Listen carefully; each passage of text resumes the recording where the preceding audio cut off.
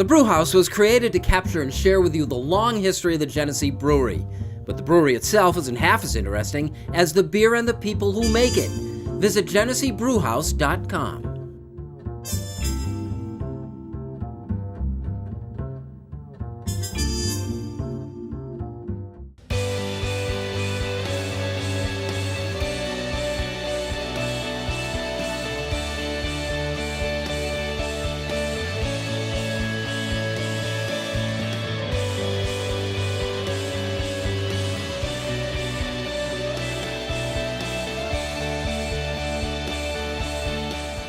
Hello, everyone. Thanks for joining us. This is the Rochester Press Box, presented by the Genesee Brewhouse. We're at the Brewhouse today. I invite you to come down sometime.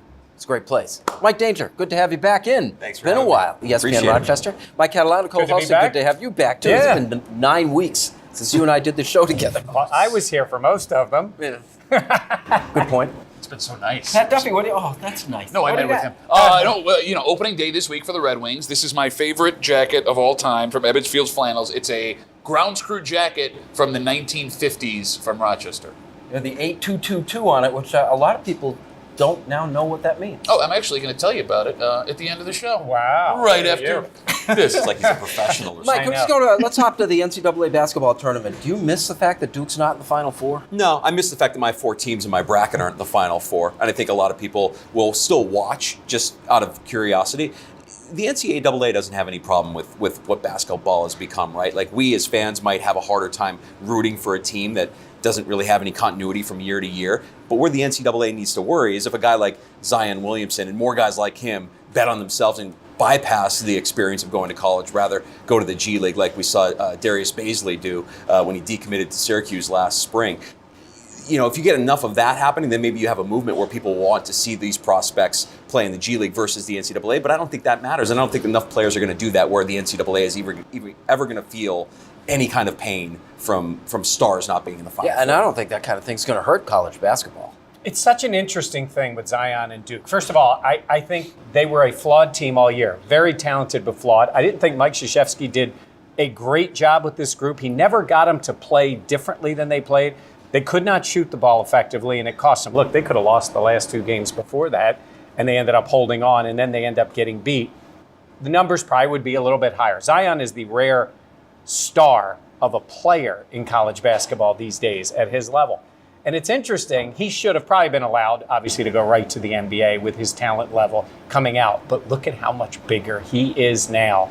So while you'd say the one and done thing, the players don't always like it and want to go right to the league, I think that guy made tens of millions of dollars playing 1 year in college because he is now such a household name and such a superstar. Most players won't get that. Zion got Well, that. he got out with his ACLs and his MCLs Yes. and his ankle, right? He Yep. lucked out. I do have a question, though. You know, CBS was running that Zion cam all tournament long where they followed nothing but Zion Williamson. Hey, this weekend, does that camera follow him back to his dorm room where he cleans it out after 1 semester of college he was forced to take while everyone else made $1 billion off his name? I want this system to collapse in on itself. And there is promise here, right? That the teams that you're seeing succeeding, now this is going to be, from a star point of view, a very boring Final Four, but they're all teams with veteran players. The teams with veteran players are doing well. So maybe, just maybe, we've gotten past this one and done idea. What did Duke have?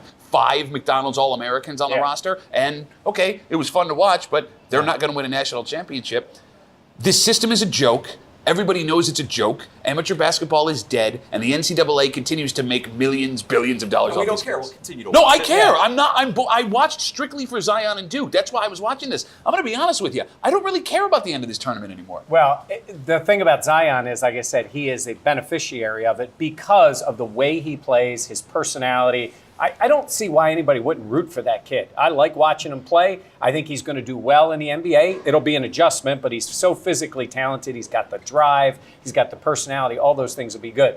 But not every kid coming into that circumstances is going to do what he did. So when I said he's made millions, he, in a way, sort of used the system to his benefit, and I'm all for him being able to do that. You know, it's kind of funny because I didn't have a rooting interest at Michigan State-Duke game when it got in. I wanted to see it.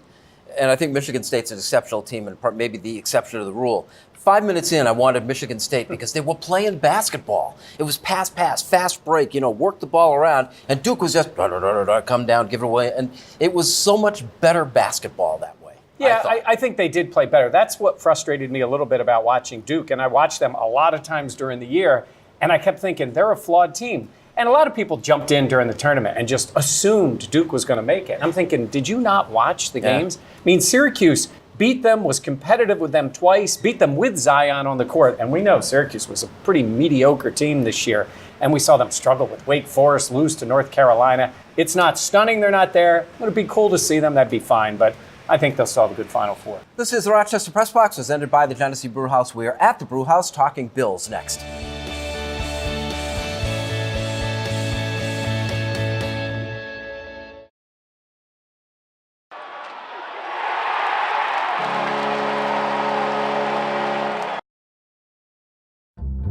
The Press Box is brought to you in part by Bay & Goodman Pizza, a local Rochester favorite. Corner of North Winton and Browncroft, Bay & Goodman Pizza.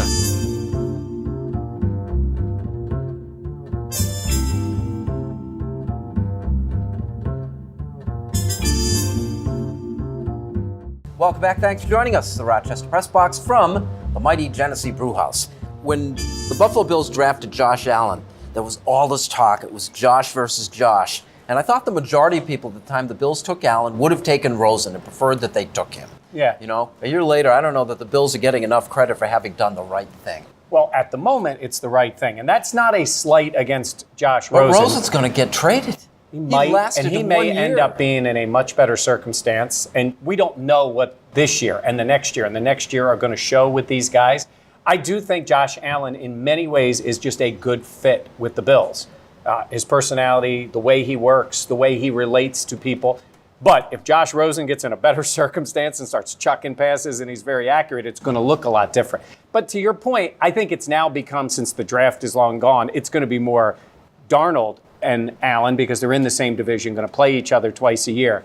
The Rosen thing, you're right, got put in the back seat unless he gets traded to the New England Patriots and, you know, eventually becomes their quarterback. I don't think it's going to be as big a deal anymore, other than the fact they got the same name and they were drafted in the I first saw one round. of these outlets, if we redrafted the last draft, where people would go. And, the Cleveland Browns did the right thing. But the Bills, they said Allen would have gone second if you took that draft and redrafted it today. That's arguable. Listen, I'm thrilled with the way Josh Allen played. And I was one of those guys that wanted Rosen, and I was very, very wrong, again, at this moment right now. But, you know, the way things play out, it reminds me of, you know, the last major quarterback draft, 2004 with Eli, Phillip Rivers, Ben Roethlisberger. Yep. Is Josh Rosen J.P. Lossman? Like, that is horrible. I feel for the guy, right? Like, you don't want to be...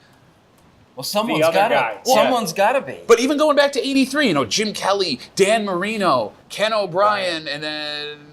Blackledge. Yes, Todd exactly. Blackledge. Todd, you don't want to be Todd Blackledge. You don't want to be J.P. Lossman. It feels like Josh Rosen might be that guy. Doesn't there have to be a guy like that, though? Well, Rosen, I don't know why we're surprised. I mean, this guy's left a path of destruction everywhere he's gone. He hasn't played. The next time he plays in an offensive system for 2 consecutive years will be the first time in his college and pro career. He's had different offensive coordinators every year. He was at UCLA, and now his first 2 years in the pro, and now he's got a new head coach. No matter what ends up with this, whether he stays in Arizona or not, the guy's constantly learning new things. The guy to keep an eye on, and I agree with Mike. I mean, if you want to talk about teams that did the right thing, got the guy that everybody wanted, it was the Jets getting Darnold. I mean, is there a single Bills fan that would have been upset with the Bills selecting Sam Darnold instead of Josh Rosen or Josh Allen last year? But they kind of knew that. You know, he was. It Well, was and him it was and, ahead of them. They were ahead of them in the draft. that I just thought, in retrospect, Allen just looks like such the great pick. It was risky at the time, and right now, without a lot of to go on, it looks like a great pick. Well, but to Mike's point, I mean, he fits Buffalo, and not just the way that they play football, but the way that the city perceives itself, right? Like, listen, let's go back and use J.P. Lossman again. J.P. Lossman played a lot like Josh Allen did. He played with reckless abandonment. He had a cannon of an arm, but he tried to embrace the city, but he wasn't a blue-collar guy. He had long hair and he was a surfer, and it created resentment among Bills fans, right? Same with Rob Johnson, also a similar type of guy, a little more fragile, right? It's the fact that Josh Allen is on video eating wings and hurdling over linebackers and saying how he's a farmer. That's why they love him. So the fans like that. I mean, does that matter? Does your I play think on it the matters field in that locker improve? room. I would say this. You can tell when there's the phony, we like the guy. They like Josh Allen. Now, here's what's different. Last year was like, maybe he won't play, or when he does play, hopefully he can do something. Then he started out. This year it's different. They've gotten him help, and we have to see how it plays out and how the draft plays out. But the bar is now higher for Josh Allen, right? He's already proved he can play in the NFL because there were people saying he couldn't play. He can play. He needs to take a step up, and those guys have followed him, but now they expect more out of Josh Allen internally as well as everybody else. So, yeah, it's a big year for him. The last thing on this, Mike, in terms of like how high is that bar going to be set for this team, do you think, approaching the second year of Josh Allen? I know expectations are high. I'd settle for, can we get him to pass for 3,000 yards in one season? I mean, I think that would be a step in the right direction for a Bills quarterback. But are you talking playoffs? Is that setting the bar too high? I think it's setting the bar a little high. But the AFC is still down. It's been down the last couple of years. That last playoff spot has been there unless something drastically changes. If you're a 500 team, you're going to be in contention the whole year. Unless you play in the AFC East, in which your case you're losing 2 games a year to the Patriots. We'll get Josh Rosen and extend that. This is Rochester Press Box, presented by the Genesee Brew House. We are at the Brew House, like it or not, is next.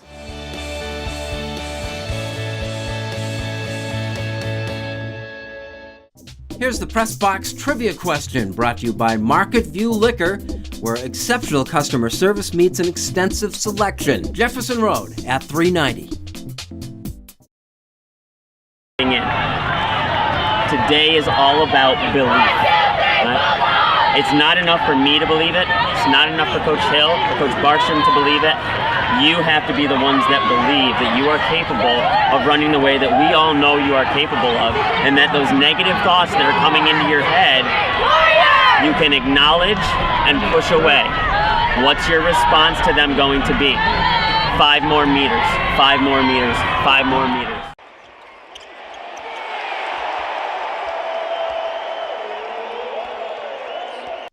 Here's the Press Box trivia answer, brought to you by Market View Liquor, where exceptional customer service meets an extensive selection. Jefferson Road at 390.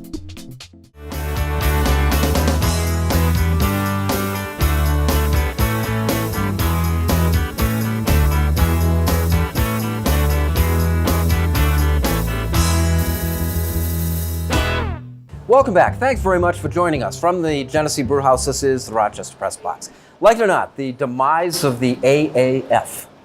Wasn't there a really smart, handsome guy with a cool kid haircut about 8 weeks ago who said on the show when everyone was talking about how great the AAF was and goes, hey, did anybody watch the actual game? Because the football was horrible. Run the tape if you need to.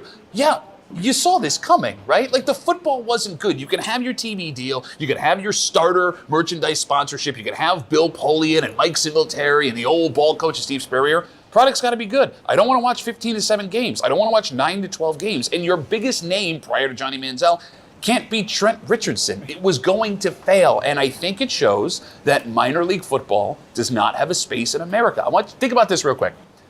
There's minor league soccer in this country that has survived for almost 25 years. The Rochester Rhinos would still be playing in a minor league soccer league if it wasn't for a bad stadium deal. Yet we can't get more than 1 year of minor league football in this country. To that point, how come low-grade professional football isn't as good as high-grade college? I think it's a different level of player. It's also a different level of interest from the fans, right? If you're an Alabama fan, you're rooting for jerseys, right? You know the program. You are locked in of everything there. They have no name players. They have no name franchises. There is no connection with anybody. So, yes, the level of football may be comparable to college football in terms of the talent of 80% of the players, because college football usually doesn't work with star players. It's about teams and coaches, right? Much like when we talked about college basketball. But at the same time, are you locked in? You're not locked into any team in the AAF. You're not saying I got to watch it. So they don't get that support. And to your point about soccer, there was a lot of money dumped into this league out of the blue. People expect returns. They're not getting what they wanted. Mike, tell you, like it or not, the year that was LeBron James. LeBron James this year. Did you guys hear Jeff Van Gundy a couple of weeks ago during a Lakers game actually float out the idea that the Lakers should explore trading LeBron James? I mean, as crazy as that sounds, you're the Lakers, a proud organization. You have high expectations every year, and you bring in the best player in the world, supposedly the best player in the world. You have to explore every option, right? And why wouldn't you explore at least that option? You're not trading LeBron James. I think it's highly unlikely that they do that. But if you're a 10 and you're surrounded by 4 6s, you should do better than what the Lakers did this season. Wouldn't it be fascinating if he forced his way into a trade to the Clippers so he could stay in L.A., gets out of the Lakers, and the Clippers say, we'll take LeBron for a couple of years and try to bring somebody else in? And then and the whole Leonard card out of Toronto to see how that gets played. And see if they can get It's him all back. been interesting. This is the Rochester Press Box presented by the Genesee Brewhouse. Unfinished Business is next.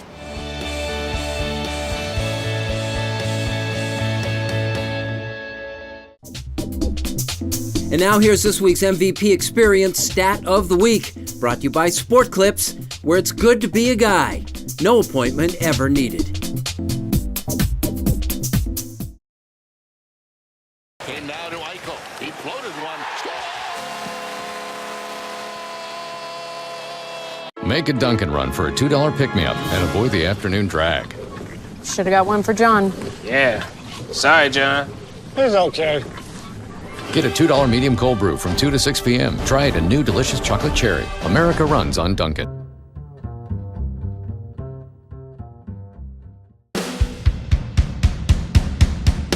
Welcome back. Thanks for joining us from the Genesee Brewhouse. This is the Rochester Press Box. This portion of Unfinished Business brought to you by Dunkin'. America runs on Dunkin'. We can't wait to hear of your new investment. Oh, yeah. So we were talking earlier about the Red Wings jacket, right? 8222. For those of you who don't know, that's the original number of stock that was sold for the Rochester Red Wings to keep this team in town when the St. Louis Cardinals were ready to move them out. Maurice Silver, you know the whole story, right? I would like to make a very special announcement. You are looking at the newest owner of the Rochester Red Wings. Well, 5 shares of the Rochester Red Wings. I've been trying to do this for years, literally, like 8 years. I go on exploratory things every couple of months, go on social media, ask if anyone's selling, and finally, about a month ago, a guy reached out to me and said he was ready to get out. So I got myself in. We were talking a second ago about the AAF and why minor league football doesn't succeed. You know why the Wings succeed where other minor league teams don't? Connection with the community. I own a piece of the baseball team in my town. I am a franchise owner. By the way, you guys need to refer to me as Mr. Duffy from now on.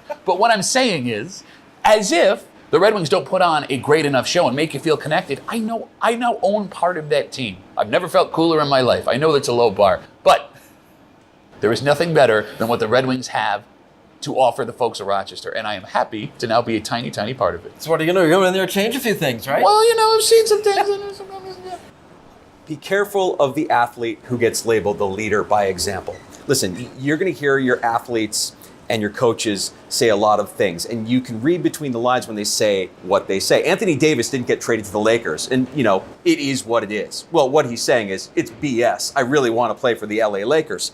You might hear a coach say, we didn't come out prepared for tonight's game. Well, that coach is telling you, I didn't do my job. If you hear a player labeled as somebody who leads by example, then he as a player, as a professional athlete, is doing the bare minimum as a leader. Yes, he leads by example. Of course, he works hard. He's always been looked up to. He was the most popular kid in high school because of his work ethic and his gifts. What you need your leaders to do is inspire and make people around them better with their words and their actions. You hear about the greatest athletes of all time, and what they did was they propelled mediocre talent to great talent and championship teams, winning above all else.